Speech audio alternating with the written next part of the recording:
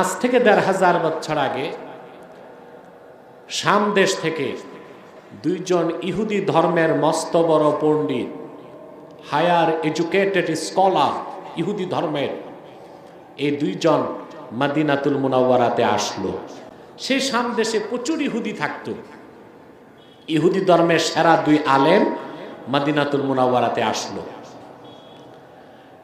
হাদিস শরীফে ঘটনাটি এইভাবে এসেছে, ফালাম্মা আবসারা আল মাদিনাতাল মুনাওয়ারা, এই দুইজন যখন মদিনা মুনাওয়ারা চোখে দেখলো, একজন আরেকজনকে বলতেছে, ভাই আমরা তো আল্লাহর আখিরি নবী মুহাম্মদ সাল্লাল্লাহু আলাইহি ওয়াসাল্লাম যে হিজরত করবেন মক্কা থেকে, সেই মদিনাতুল মুনাওয়ারাতেই উপস্থিত আছি। কারণ তাওরাত কিতাবে মদিনা মুনাওয়ারার বর্ণনা আছে, মক্কা মুকাররমার বর্ণনাও আছে। মদিনা শরীফের লোকজনকে তারা জিজ্ঞেস করতে লাগলো, ভাই আল্লাহর আখিরি নবী মুহাম্মদ সাল্লাল্লাহু আলাইহি ওয়াসাল্লাম তিনি কি মক্কা থেকে হিজরত করেছেন নাকি? লোকজন বলল, হ্যাঁ, ইতিমধ্যেই আল্লাহর রসুল আল্লাহর হাবিব মুহাম্মদ সাল্লাল্লাহু আলাইহি ওয়াসাল্লাম মক্কা থেকে মদিনাতুল মুনাওয়ারাতে হিজরত করেছেন। হাদিস সাক্ষ্য দেয়, শাম দেশের দুইজন ইহুদি পণ্ডিত মদিনাতুল মুনাওয়ারাতে আল্লাহর হাবিবের কদমের সামনে উপস্থিত হয়ে গেল। তারপর তারা রাসূলুল্লাহকে প্রশ্ন করলো, দুইজনের একজন প্রশ্ন করলো, আনতা মুহাম্মদ, আপনি কি মুহাম্মদ সাল্লাল্লাহু আলাইহি ওয়াসাল্লাম নাকি? রাসূলুল্লাহ বললেন, হ্যাঁ। আবার প্রশ্ন করলো, আনতা আহমদ, আপনার আরেক নাম আহমদ নাকি?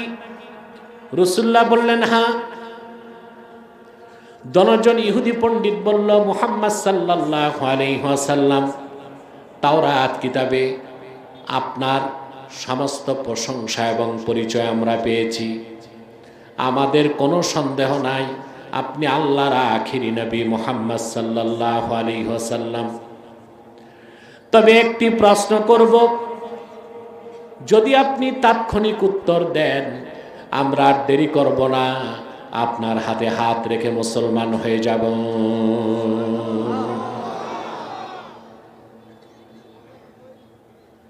রাসূল করিম সাল্লাল্লাহু আলাইহি ওয়াসাল্লাম বললেন, সালানি, তোমাদের দুজনের কি প্রশ্ন আছে করো। দনজন ইহুদি প্রশ্ন করল, আইয়ু শাহাদাতিন আযমু ফি কিতাবিল্লাহ, মুহাম্মদ সাল্লাল্লাহু আলাইহি ওয়াসাল্লাম আল্লাহর কিতাবে লৌহে মাহফুজে, পূর্বের সমস্ত আসমানি কিতাবে আল্লাহর পক্ষ থেকে সবচেয়ে বড় সাক্ষ্য কোনটা আমাদেরকে বলুন। সুবহানাল্লাহ বলবেন না? মাইকম্যান কোন দিক, ডানে না বামে? ইকো চলবে না, ইকো বন্ধ, ইকো চলবে না। কথা শুনতেছেন? ওরা দুইজন রাসূলুল্লাহর কাছে প্রশ্ন কয়টা করছে? আইয়ু শাহাদাতিন আযমু ফি কিতাবিল্লাহ, আল্লাহর কিতাবে, পূর্ববর্তী সব আসমানি কিতাবে লৌহে মাহফুজে সবচেয়ে বড় সাক্ষ্য কোনটা? দুইজনের প্রশ্নের জবাবে তাৎক্ষণিক আল্লাহ রাব্বুল আলামিন জিবরিল পাঠিয়ে জবাব হিসেবে তার হাবিব মুহাম্মদ সাল্লাল্লাহু আলাইহি সাল্লামের কাছে সূরা আলে ইমরানের 18 নম্বর আয়াতটা নাজিল করে দিলেন। আল্লাহ বলেন, শাহিদাল্লাহু আন্নাহু লা ইলাহা ইল্লাহু ওয়াল মালাইকাতু ওয়া উলুল ইলমি কাইমান বিল কিসত লা ইলাহা ইল্লা হুয়াল আজিজুল হাকীম। জবাব চলে এসেছে। আল্লাহ ঘোষণা করলেন, মুহাম্মদ সাল্লাল্লাহু আলাইহি সাল্লাম ওদেরকে শুনিয়ে দিন, আকাশে জমিনে লৌহ কলমে কোরআন কারিমে সমস্ত আসমানি পূর্বের কিতাবে সবচেয়ে বড় সাক্ষ্য কি? সেটা হচ্ছে এটাই, শাহিদাল্লাহু আন্নাহু লা ইলাহা ইল্লাহু, আল্লাহ নিজে সাক্ষ্য দেন তিনি ছাড়া কোনো মাবুদ নয়। এই সাক্ষ্য দেয় সমস্ত ফেরেশতাগণ, এই সাক্ষ্য দেয় সমস্ত জ্ঞানবানগণ। আল্লাহ তার সমস্ত কাজ করে থাকেন ইনসাফের সাথে। সুবহানাল্লাহ। লা ইলাহা ইল্লা হুয়াল আজিজুল হাকীম। আল্লাহ এক, তিনি আজিজ, ওনার কোনো তুলনা নেই। আল হাকিম, জ্ঞান এবং প্রজ্ঞার তিনি হচ্ছেন একচ্ছত্র অধিপতি। ইন্নাদ-দীনা ইনদাল্লাহিল ইসলাম, আল্লাহর কাছে একমাত্র মনোনীত, স্বীকৃত, গ্র্যান্টেড দিন হচ্ছে ইসলাম। ঘোষণা কার? জোরে বলেন কার? কথাগুলো বুঝতেছেন? আল্লাহর হাবিব মুহাম্মদ সাল্লাল্লাহু আলাইহি ওয়াসাল্লাম জবাব দিয়ে দেবার সঙ্গে সঙ্গে দশজন ইহুদি রাসূলুল্লাহকে বলল, ইয়া রাসূলুল্লাহ, আর দেরি করতে চাই না, আপনার হাতটা বাড়ায় দেন, এখনই আমরা কালেমা পড়ে ঈমান এনে মুসলমান হয়ে যাব। রাসূলুল্লাহর নূরের হাতে হাত রেখে শাম দেশের দশজন ইহুদি পণ্ডিত পড়ে নিল, লা ইলাহা মুহাম্মাদুর রাসূলুল্লাহ সাল্লাল্লাহু আলাইহি ওয়াসাল্লাম। দশজন ঈমান এনে মুসলমান হয়ে গেল। একটি কথা বলতেই হয়, আপনারা অবাক হবেন। ১৫০০ বছর আগে আরবে যত ইহুদি ছিল তারা সবাই মনে প্রাণে জানতো মুহাম্মদ সাল্লাল্লাহু আলাইহি ওয়াসাল্লাম আল্লাহর আখিরি নবী, কিন্তু খুব কম সংখ্যক ঈমান এনে মুসলমান হতে পেরেছে। কারণটা কি? কারণ তো আছে একটা, কারণটা একটু পরে বলছি। কিন্তু সমস্ত ইহুদিরা ১৫০০ বছর আগে মনে প্রাণে জানতো মুহাম্মদ সাল্লাল্লাহু আলাইহি ওয়াসাল্লাম আল্লাহর আখিরি নবী। সুবহানাল্লাহ বলবেন না? সহিহ বুখারীতে, বুখারী শরীফ নয়, এটা উসুদুল গাবাতে আছে এবং হাদিসের অনেকগুলো কিতাবে এসেছে। আমাদের একজন আম্মা জান ছিলেন হযরত সাফিয়া রাদিয়াল্লাহু তাআলা আনহা, নাম শুনেছেন না? আরে ভাই কথা বলেন, কি নাম? বিনতু হুয়াই ইবনে আখতাব। মদিনাতুল মুনাওয়ারাতে একটা জায়গা আছে মদিনা শরীফ থেকে ১৭০ কিলোমিটার দূরে, ওই জায়গার নাম খায়বার। কি নাম? নাম শুনছেন না? ওখানেই ছিল ইহুদিদের সবচেয়ে বড় দুর্গ। আমি গিয়েছি খায়বার। একবার হজ করতে যেয়ে মন চাইল, আমি মদিনাতুল মুনাওয়ারাতে ছিলাম, যে আমি তো খায়বার যুদ্ধের কথা পড়েছি, পড়াইও হাদিসে, আমি একটু খায়বার দেখব।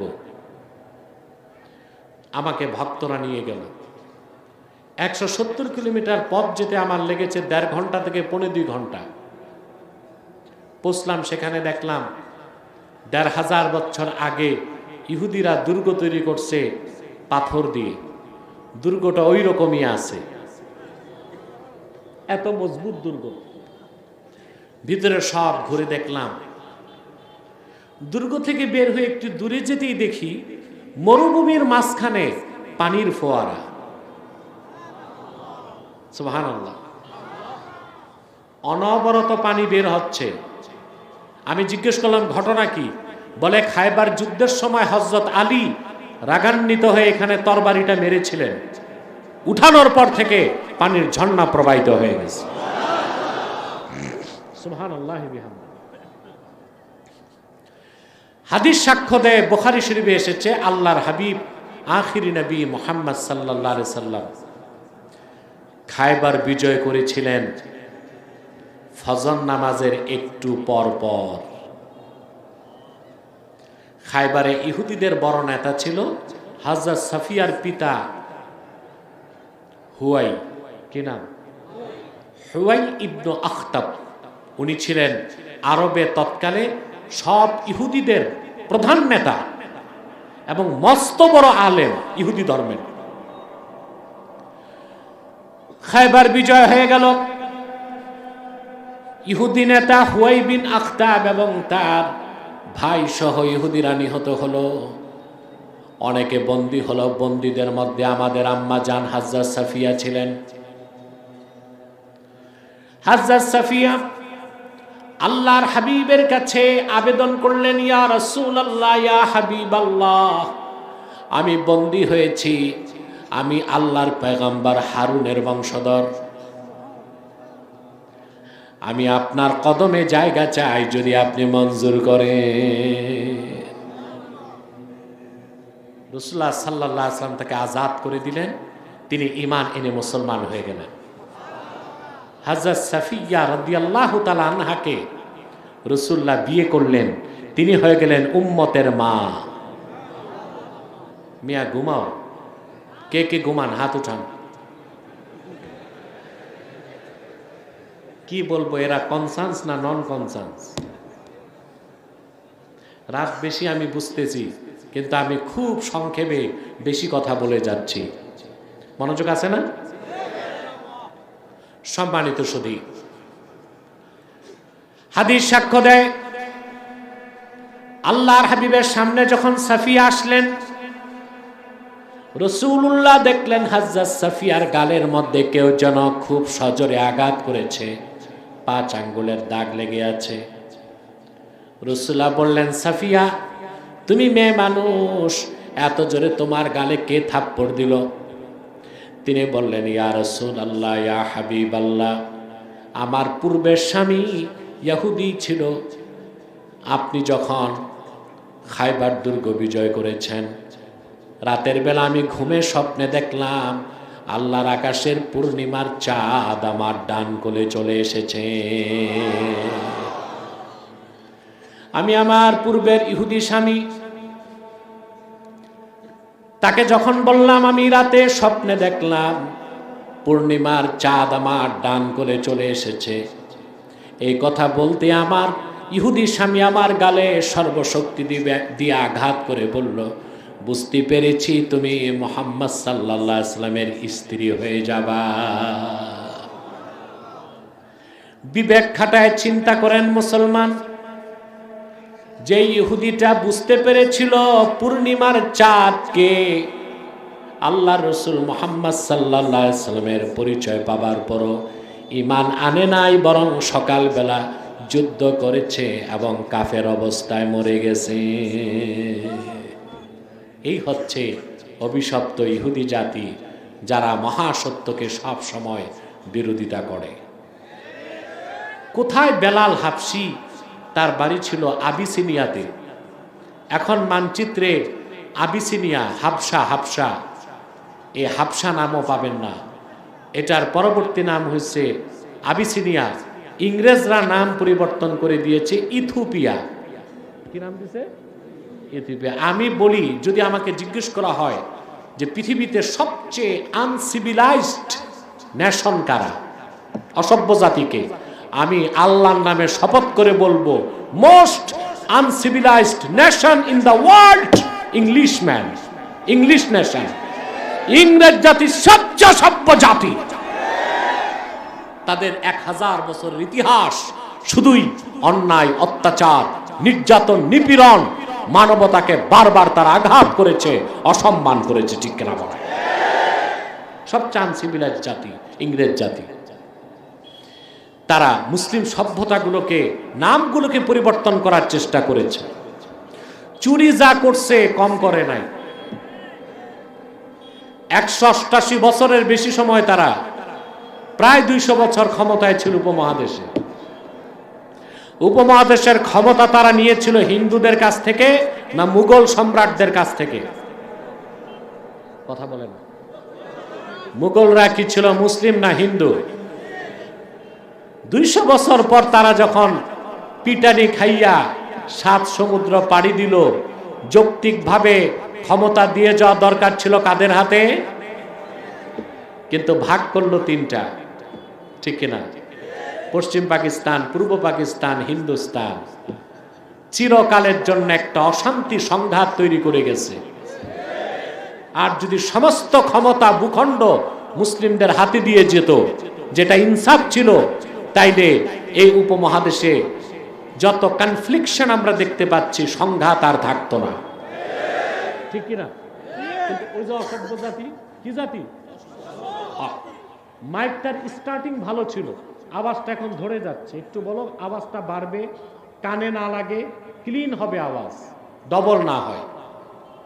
কথা শুনতেছেন? তারপর ইংরেজরা চুরি করছে কি পরিমাণ জানেন? বাংলাদেশ থেকে সব তো ছিল মুসলিমদের শাসন। সিরাজউদ্দৌলার ছিল বাংলা, মুর্শিদাবাদ থেকে, দিল্লি থেকে, গুজরাট থেকে, বিভিন্ন মুসলিমদের স্থাপনা থেকে তারা 200 বছরের সম্পদ চুরি করছে। তার বর্তমান বাজার মূল্য 33 ট্রিলিয়ন ডলার। কত? 1000 বিলিয়নে 1 ট্রিলিয়ন। 1 বিলিয়ন ডলারে বর্তমানে বাংলাদেশের 10,000 কোটি টাকার বেশি। কত?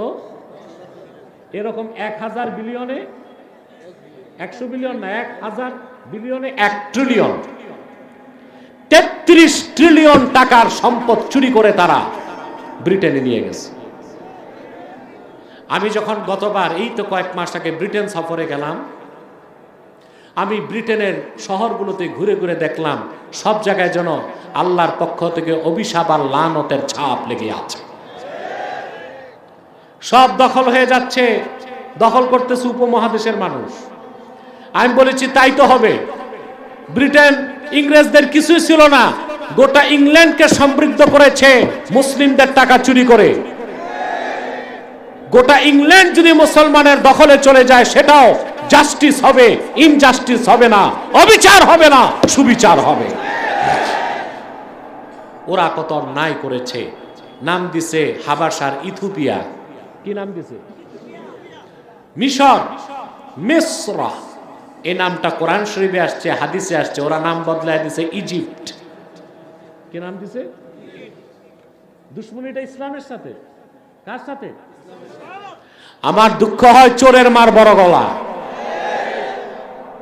ইটালির প্রধানমন্ত্রী রক্ষণশীল, রেসিস্ট, বর্ণবাদী, রেসিজম বিশ্বাস করে। এরকম মানুষকে বলা হয় রেসিস্ট, বর্ণবাদী।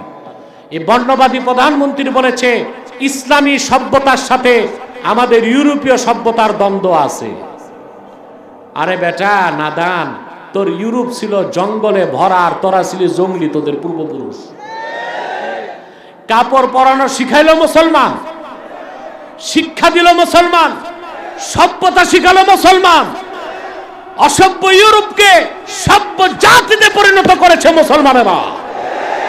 কিন্তু সেই ইসলাম ও মুসলমানের বিরুদ্ধেই তাদের চক্রান্ত সবচেয়ে বেশি। মিশরের নাম কি দিছে?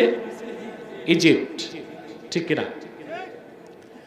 যে কথা বলছিলাম ভাইরা, হযরত বেলালের মতো একজন মানুষ, যার কোনো উচ্চ বংশ ছিল না, হাবাসা থেকে তিনি আরবে আসলেন, আল্লাহ রসুলের কাছে ঈমান এনে মুসলমান হয়ে গেলেন।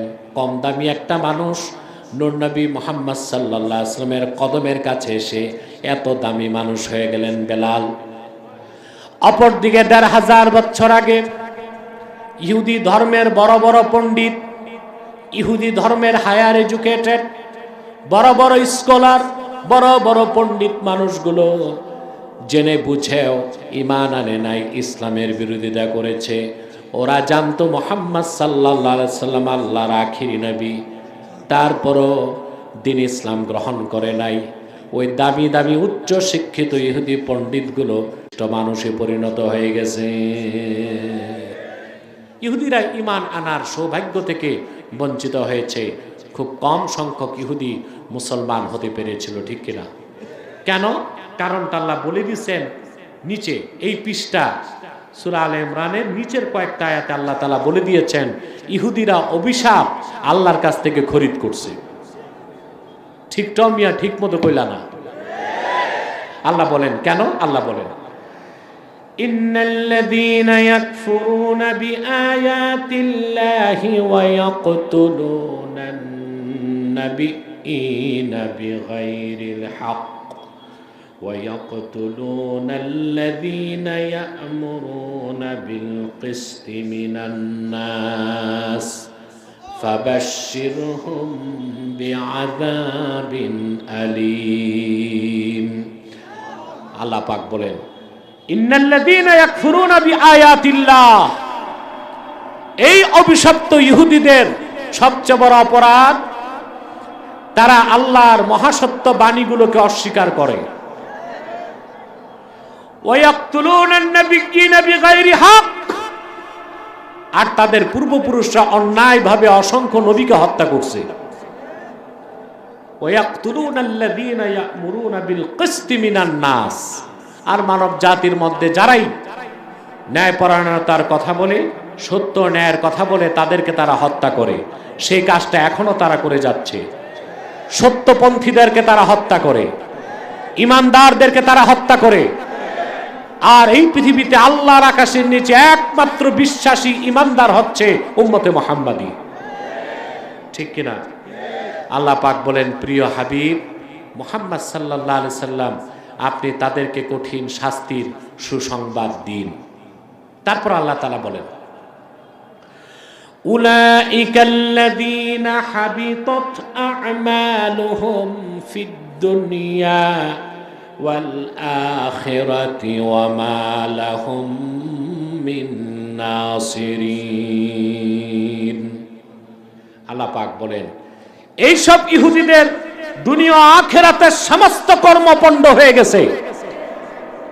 ওয়া মা লাহুম মিন নাসিরিন, ইহুদিদের কোনো সাহায্যকারী নাই। আছে এখানে এসে নাস্তিক যারা, অবিশ্বাসী যারা, অ্যাথিস্ট আছে না বাংলাদেশে? কলেজে, বিশ্ববিদ্যালয়ে, স্কুলে এখন ব্লগার, অ্যাথিস্ট, নাস্তিকদের সংখ্যা বেড়ে যাচ্ছে, ঠিক কিনা? তাদের পক্ষ থেকে প্রশ্ন আসতে পারে, ইহুদিদের আখেরাতে কিছু নাই, তারা বেঈমান বুঝলাম, দুনিয়াতে নাই কেমন করে? সম্পদ তো সব ওদের কাছে। কথা বলেন, প্রচুর সম্পদ না ওদের? তো জবাব কি? প্রশ্ন আসে তো। এই যে বিল গেটস 3 বার পৃথিবীতে ধনী হয়েছে, কয়বার? 3 বার চ্যাম্পিয়ন হয়েছে। তার ব্যক্তিগত সম্পদ ছিল যখন সে প্রথম ধনী ছিল $250 বিলিয়ন। আমাদের বাংলাদেশের একটা দেশ বাজেট আছে এখন 14 কোটি না 16 বিলিয়ন ডলার। 1-1.5 মাসের বাজার চলবে। আর বিল গেটসের একা সম্পদ আছে $250 বিলিয়ন ছিল। সে ছিল স্ট্রিট বেগার, নিউ ইয়র্কে ভিক্ষা করতো রাস্তায়, টোকাই। মাইক্রোসফটওয়্যার কোম্পানি তৈরি করে দুনিয়ার সেরা ধনী হয়ে গেছে। এরপর যে বিশ্ব চ্যাম্পিয়ন হলো ইলন মাস্ক, টেসলা কোম্পানির, ও এখন সেকেন্ড, দ্বিতীয়। এখন যে ফার্স্ট, সেও ইহুদি। এই যে ফেসবুক কোম্পানি যার, সেও ইহুদি। টাকাগুলো সব ইহুদিদের কাছে। প্রশ্ন আসতে পারে, ওদের কিচ্ছু নাই, আখেরাতে নাই, বুঝলাম, দুনিয়াতে নাই কেমন করে? এবার আপনাকে বুঝাই, সহায় সম্পদ যতই থাক, বিশ্ব মানচিত্রে ইহুদিদের একটা রাষ্ট্র নাই। এই সম্পদ থেকে লাভ কি আছে? পৃথিবীতে রাষ্ট্র আছে? যেটা আছে এটা কি লিগ্যাল স্টেট না আনলিগ্যাল স্টেট? আরে জোরে কইন, লিগ্যাল স্টেট না আনলিগ্যাল স্টেট? এটা জবরদখলকারী। এটা কি? মনে করুন আপনার একটা বাড়ি আছে, এলাকাতে কিছু দুষ্ট মানুষ থাকে, খারাপ মানুষ, ওদের কাছে দুর্মুজ বাহিনী থাকে, পিস্তল বাহিনী থাকে। এসে আপনার বাড়ির সামনে 10% দখল করে 6 তলা বিল্ডিং একটা উঠাইছে। আপনার টিনের ঘর, বাড়ি আপনার, ও তো দখল করে 6 তলা তুলে ফেলছে। বিচার আচার আদালত সব তোর পক্ষে। সত্যিকার অর্থে ওটা কি তার বাড়ি না সে জবরদখলকারী? বিশ্ব মানচিত্রে ইসরায়েল নামক কোন রাষ্ট্র নয়, যেটা আছে এটা আরবি ফিলিস্তিনি মুসলমানদের পৈতৃক সম্পদ। আজ হোক কাল হোক বিশ্ব মানচিত্র থেকে ইসরায়েল নামক রাষ্ট্র মুছে যাবে ইনশাআল্লাহ।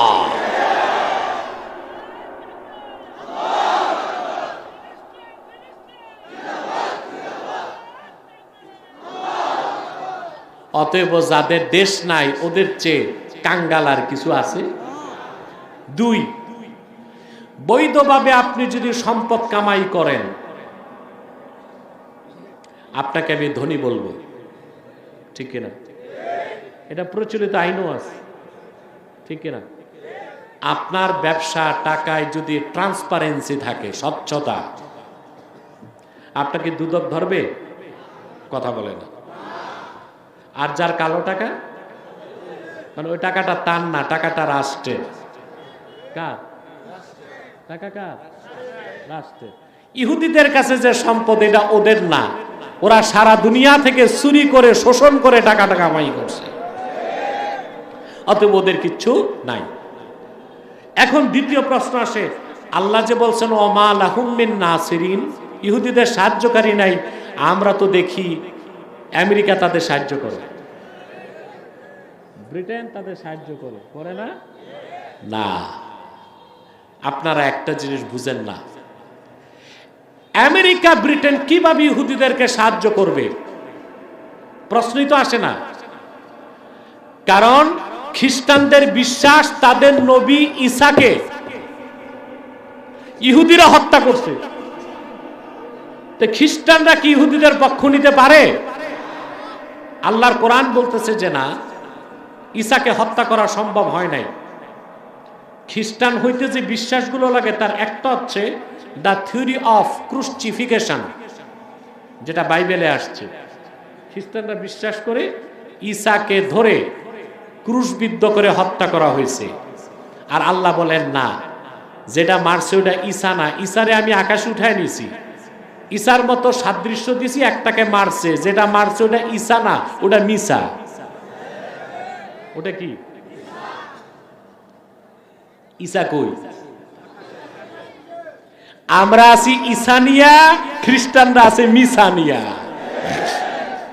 আমরা আছি, খ্রিস্টানরা আছে। কেন আমরা ঈসানিয়া আছি? আমাদের আহলুস সুন্নাহ ওয়াল জামাতের বিশ্বাস কিয়ামতের আগে ঈসা আকাশ থেকে নামবে, নবী হিসেবে নয়, উম্মত হিসেবে। বলেন সুবহানাল্লাহ। তার পরিচয় হবে সাবেক নবী। কি পরিচয়? তখন তার পরিচয় হবে উম্মতে মুহাম্মাদি। সুবহানাল্লাহ কইবেন না? এই ব্যাপারে কিছু আলেমের বিভ্রান্তি ছিল, আমি স্পষ্ট করে দিয়েছি, সোশ্যাল মিডিয়ায় দেখছেন আপনারা। আরে মৌলবীর তো খবর নাই। ফতোয়া শামীর মুকদ্দমায় ইবনে আবিদিন শামী লিখেছেন, অনেক হানাফি ইমামের মতে ঈসা যখন আকাশ থেকে নামবে তখন তিনি হানাফি মাযহাবের অনুসরণ করবেন। যদিও এই কথাটা গ্রহণযোগ্য নয়, কিন্তু মত আছে, গ্রহণযোগ্য মত। ঈসা আকাশ থেকে যখন নামবেন তিনি নিজেই মুজতাহিদ হিসেবে কোরআন হাদিস থেকে ইজতিহাদ করে মাসালা বের করবেন, কিন্তু নবী হিসেবে আসবেন না, আসবেন উম্মত হিসেবে। বলেন সুবহানাল্লাহ। তো যেই খ্রিস্টানরা জানে তাদের নবীরা হত্যা করছে কে? ইহুদিরা, সেই ইহুদিদেরকে সাহায্য করবে না। সাহায্যের নামে যা করছে তার একমাত্র উদ্দেশ্য হচ্ছে মধ্যপ্রাচ্যকে অশান্ত করে রাখা। ইহুদিদেরকে তারা ব্যবহার করছে। কিন্তু এখন আমরা দেখতে পাচ্ছি আমেরিকা ব্রিটেনের সাহায্য নিয়েও ইসরায়েলের অবস্থা কেরোসিন হয়ে যাচ্ছে। সুবহানাল্লাহ। কেন হবে না? হামাসের মুসলমানের আছে ঈমান, ইসরায়েলের কাছে আছে মাসাল। পরাশক্তি হইতে চারটা জিনিস লাগে। কটা জিনিস? মাসাল শক্তি, পেশি শক্তি, মানি পয়সা। কটা হইল? 3 নাম্বার হচ্ছে মিডিয়া, 4 নাম্বার হচ্ছে ম্যান্ডেট। কটা হইল? এই চারটা জিনিস। আপনারা আমার কথা বুঝতেছেন? কঠিন হচ্ছে না তো? সময় দেখুন, হ্যাঁ প্রায় তো 1 ঘন্টা হয়ে গেছে, আর 15 মিনিট সময় চাই আমি আপনাদের কাছে। রাজি আসুন? না না না,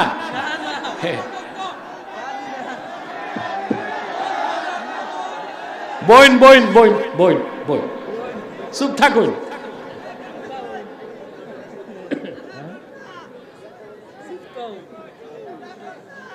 আরে ভাই আমি খুব অসুস্থ।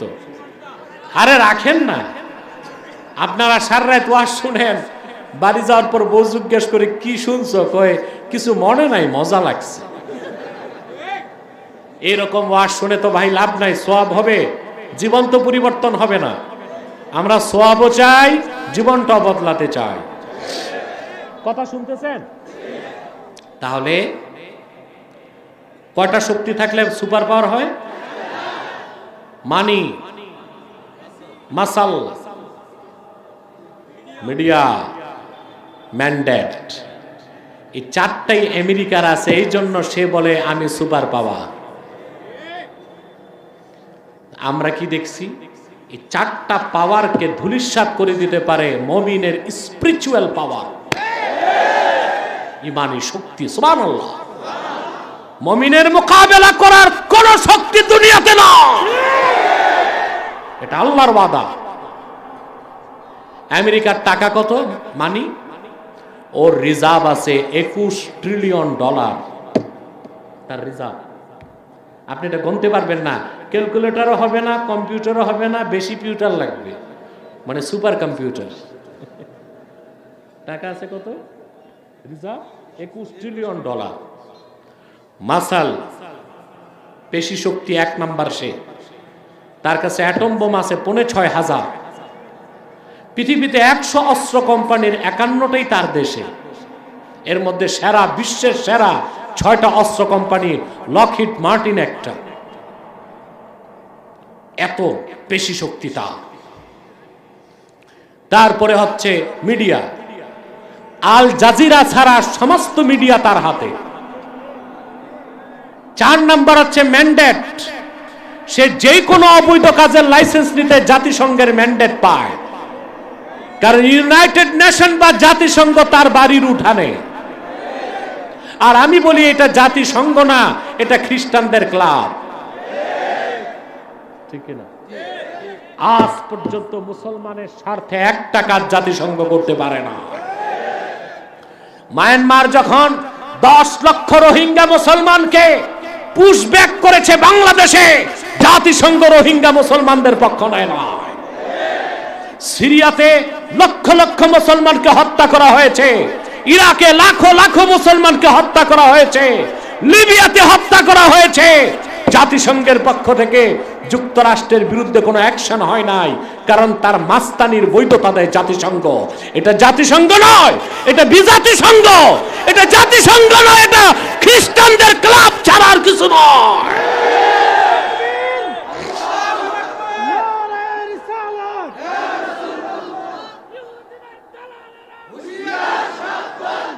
সম্মানিত সুধী, কথা শুনতেছেন? এবার ইসরায়েলের অবস্থা কি দেখেন। নিরস্ত্র মুসলমান হামাস, কি আছে ওদের কাছে? ঈমান ছাড়া আর কিচ্ছু নাই। ইসরায়েলের কি নাই? ওর কাছে 450 অ্যাটম বোম আছে। বাহির থেকে একটা সূচ তার আকাশ সীমায় ঢুকতে পারবে না। তার কাছে আছে সর্বাধুনিক আকাশ প্রতিরক্ষা ব্যবস্থা, আয়রন ডোম।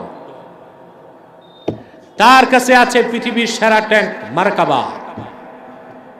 তার কাছে রয়েছে সর্বাধুনিক প্রযুক্তি, যেটা রোবোটিক সায়েন্সে সে অনেক উপরে, এআই যেটা আর্টিফিশিয়াল ইন্টেলিজেন্স, সৈনিক বানায় রাখছে রোবট দিয়া, সব আছে। কিন্তু এখন একবার হামাসের কাছে পরাজিত হয়েছে, যুদ্ধবিরতি করে আবার নিজে যুদ্ধ শুরু করে এখন কাতারের শায়েখের পাও ধরে বসে আছে। কোন রকম হামাসকে কম একটু বিরতি দিতে একটু শ্বাস নেই। হামাস বলেছে না, ফিলিস্তিন স্বাধীন হবার আগ পর্যন্ত ইসরায়েলের বিরুদ্ধে যুদ্ধ বন্ধ হবে না। আসলে কি তাদের সাহায্যকারী আছে? ইহুদিদের। এই জন্য আল্লাহ বলেছেন ওমা লাহুম মিন নাসিরিন, আমেরিকা ব্রিটেন ইসরায়েলকে সাহায্য করে না, মুসলমানদের অশান্তির জন্য বিষ ফোড়া হিসেবে টিকায় রাখছে। পশ্চিমা খ্রিস্টানদের কথা, মুসলমানের অশান্তি করবা মুসলমান মার দিবে, ফায়দা দুইটা, মুসলমানেরও বিরোধিতা হইল আর ইহুদিদেরকে ভালো মতো সাহায্য করার ব্যবস্থা হলো। কথা বুঝতে পারছেন? এই ইহুদিরা এতটাই অভিশপ্ত জাতি, তাদের পূর্বপুরুষ বনি ইসরায়েলের হাজার হাজার নবীকে হত্যা করেছে, হযরত ঈসাকে হত্যার চেষ্টা করেছে, ব্যর্থ হয়েছে। মুসা নবীকে জেনাকার বলেছে তারা, আল্লাহর নেয়ামতগুলোকে অস্বীকার করেছে, আল্লাহর কাছ থেকে এমন স্থায়ী গজব তারা খরিদ করেছে ১৫০০ বছর আগে। সেই জন্য তারা সব কিছু জানার পরে, বুঝার পরও আল্লাহর হাবিবের কাছে এসে দিন ইসলাম গ্রহণ করতে পারে নাই। সেই ইহুদিদের মধ্যে ভাগ্য সুপ্রসন্ন এমন কিছু ইহুদি ছিল ১৫০০ বছর আগে, যাদের অনেকে এসে আল্লাহর হাবিব মুহাম্মদ সাল্লাল্লাহু আলাইহি সাল্লামের কাছে ঈমান এনে মুসলমান হয়েছিল। তাদের মধ্যে সবার আগে যার নাম আসে তিনি আব্দুল্লাহ ইবনে সালাম। আর তাদের মধ্যে সেই দুইজন ভাগ্যবানও আছে যারা শাম দেশ থেকে মদিনাতুল মুনাওয়ারাতে এসে আল্লাহ রসুলের কাছে প্রশ্ন করেছিল। প্রশ্নের জবাবে সূরা আলে ইমরানের 18 নম্বর আয়াত নাজিল হয়েছে। তাদের প্রশ্ন ছিল কি? আইয়ু শাহাদাতিন আযযামু ফি কিতাবিল্লাহ। শুনতেছেন কথা? মুহাম্মদ সাল্লাল্লাহু আলাইহি সাল্লামের কাছে তারা প্রশ্ন করেছিল, আল্লাহর কিতাবে লওহে মাহফুজে, সমস্ত পূর্বের আসমানি কিতাবে সবচেয়ে বড় সাক্ষ্য কোনটা? আল্লাহ বলেছেন জবাবে, শাহিদাল্লাহু আন্নাহু লা ইলাহা ইল্লাহু ওয়াল মালাইকাতু ওয়া উলুল ইলমি কাইমান বিল কিসত। সুবহানাল্লাহ বলেন। সবচেয়ে বড় সাক্ষ্য এটাই, আল্লাহ নিজে যে সাক্ষ্য দিয়েছেন। সেটা কি? আল্লাহ নিজের পক্ষে সাক্ষ্য দিয়েছেন লা ইলাহা ইল্লাহু, তিনি ছাড়া কোনো মাবুদ নাই। আমি দেখতে পাচ্ছি এখানে যুবক বেশি, তোমাদের উদ্দেশ্যে বলছি, নাস্তিকদের খপ্পরে পড়ো না।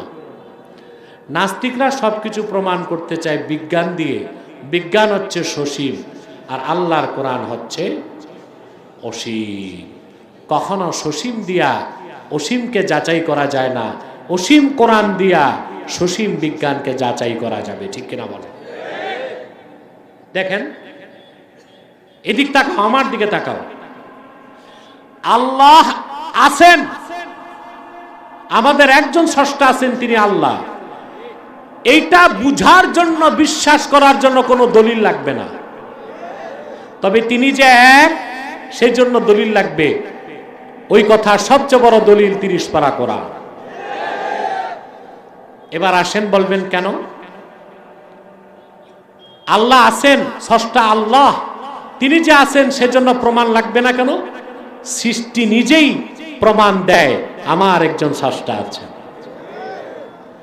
এবার আমি একটা উদাহরণ দিচ্ছি। আপনারা জানেন, একটা হচ্ছে বিজ্ঞান আর একটা হচ্ছে দর্শন। একটা কি? আরেকটা দর্শন। এখন বিজ্ঞানটা দুই রকম, একটা হচ্ছে হাইপোথিসিস আর একটা হচ্ছে ফ্যাক্ট। বিজ্ঞান কিছুটা আছে অনুমান, ওটা ফ্যাক্ট না, ওটা বিজ্ঞান না, ওটা হাইপোথিসিস। যেমন ডারউইন নামে এক মানুষরূপী জন্তু, তার একটা মতবাদ ছিল মানুষ এভুলেশন, বিবর্তনবাদের মাধ্যমে এসেছে, বানর থেকে মানুষ। নজরুল্লাহ বলবেন না? অথচ ইউরোপ আমেরিকার 1200 বিজ্ঞানী একমত। কয়জন? The theory of evolution is not a scientific fact. It is nothing but the hypothesis of Darwin, বুঝলেন? 1200 বিজ্ঞানী বলেছে বিবর্তনবাদ কোনো বৈজ্ঞানিক মতবাদ না, এটা ডারউইনের একটা কাল্পনিক থিওরি। আমি বলে থাকি ডারউইন মেয়াদ উত্তীর্ণ গাঁজা খাইয়া এইরকম মতবাদ লেখছে, বানর থেকে মানুষ। দুঃখজনক, গত 2 বছর আগে 7ম শ্রেণী 6ষ্ঠ শ্রেণীতে বিবর্তনবাদ ঢুকানো হলো। আমি 2 বছর সংগ্রাম করেছি, আলেমরা বলেছে 6ষ্ঠ আর 7ম থেকে বাদ দিছে, কিন্তু 8ম থেকে ডিগ্রি পর্যন্ত জুলজি প্রাণী বিজ্ঞানে আছে বানর থেকে মানুষ। সেজন্য মন্ত্রী সাহেব যখন বলছে দোয়া চাই আওয়ামী লীগ ক্ষমতায় আসুক, আমি বলছি কোরআন সুন্নাহ বিরোধী সব আইন বাদ দিলে দোয়া করব। তার দোয়া চাওয়া আর আমার দোয়ার শর্ত ঠিক বুঝছেন না? তারপর আমি তাকে রিকোয়েস্ট করেছি যে 7 তারিখে ভোট চাইছে, 7 তারিখের আগে বন্দি আলেমদের ছেড়ে দেবার অনুরোধ নেত্রীর কাছে করা হোক। তিনি ওয়াদা করছেন তাও করবেন, বাকিটা আল্লাহ ভালো জানেন, আমরা অপেক্ষায় রইলাম। কি বলেন? তাহলে বিজ্ঞান কোনটা? যেটা ফ্যাক্ট প্রমাণিত, আর যেটা অনুমান ওটা বিজ্ঞান। বিজ্ঞান থেকে সত্যের মানদণ্ডে উত্তীর্ণ দর্শন, ওটারে বলে ফিলোসফি। কি বলে? তাকান আমার দিকে, আমি একটু বিপদে আছি, গ্রাম অঞ্চলের মানুষ এগুলো বুঝে কিনা, না বুঝলে তো আবার বলবে হুজুরের মাথায় ডিস্টার্ব লাগে, এগুলো কি কয়। আবার ভাবতেছি এত সহজ করে বলতেছি যে বুঝার কথা, ঠিক কিনা? তো আর কয়েক মিনিট, হ্যাঁ আপনি বেঁধে দেন 4 ঘন্টা 6 ঘন্টা বেঁধে দেন আপনি, এটা হলো নাকি? আরে ভাই কম সময়ে বেশি কথা শুনেন। তো বাংলাদেশের ঢাকা বিশ্ববিদ্যালয়ে একটা বই পড়ানো হয় দর্শনে, এর নাম হচ্ছে দ্য প্রবলেমস অফ ফিলোসফি, একটা বই মাস্টার্সে পড়ানো। এই বইতে এসেছে 3-4 পৃষ্ঠা চেঞ্জ করলে দেখবেন ব্রিটেনের এক দার্শনিক বলেছে দর্শনের ইতিহাস শুরু 3000 বছর আগ থেকে, গ্রিক দর্শন থেকে। 3000 বছরের দর্শনের ইতিহাসে most authentic theory of philosophy, দর্শনের সবচেয়ে সত্য কথা এটাই ব্রিটেনের দার্শনিক লেখছে 50 বছর আগে, 3000 বছরের দর্শন গবেষণা করে। কি লেখছে শোনেন। সে লিখছে, ব্রিটেনের দার্শনিক, যে আমি কিছুই বিশ্বাস করি না, আমি মনে করি কিছুই নাই, কিছুই বিশ্বাস করি না, তবে আমি বিশ্বাস করি আমি আছি।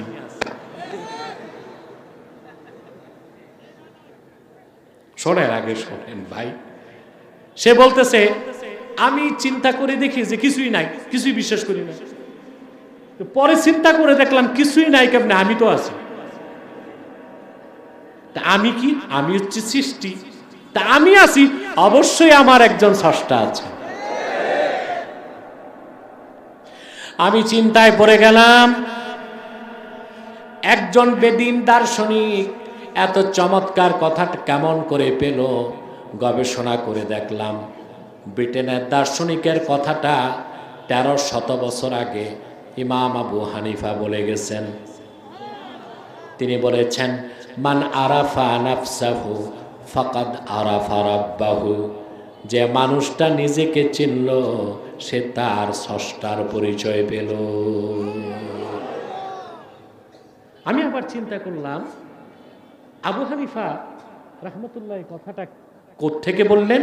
আমি দেখলাম কোরআন শরীফ থেকে তিনি ইস্তেমবাত করে কথাটা বলেছেন। এই কোরআনে আল্লাহ তাআলা নাস্তিকদেরকে বলেছেন, ওয়াফি আনফুসিকুম আফালা তুবসিরুন, অবিশ্বাসীরা, নাস্তিকরা, তোমাদের মধ্যেই তো আমার অসংখ্য কুদরত আছে, তোমরা কি তা দেখো না? সুবহানাল্লাহ বলেন। তাহলে আমাদের স্রষ্টাকে, তিনি ছিলেন, আছেন, থাকবেন, সেই জন্য কোনো প্রমাণ লাগবে না। তবে তিনি এক, তার কোনো শরীক নাই, সেই জন্য প্রমাণ লাগবে তার। সবচেয়ে বড় প্রমাণ আল কোরআন। সেজন্য ইমাম আজম শারহু ফিকিল আকবরে এসেছে, ওনাকে প্রশ্ন করা হয়েছে পৃথিবীতে এমন কোন অঞ্চল যদি থাকে যে এলাকায় ইসলামের দাওয়াত পৌঁছে নাই, ওই এলাকার মানুষ হাসর ময়দানে হিসাব কি হবে? ওরা কি জান্নাতে যাবে না জাহান্নামে যাবে? প্রশ্নটা কি আপনাদেরও? কথা বলেন। পৃথিবীতে এইরকম অঞ্চল আছে? জি।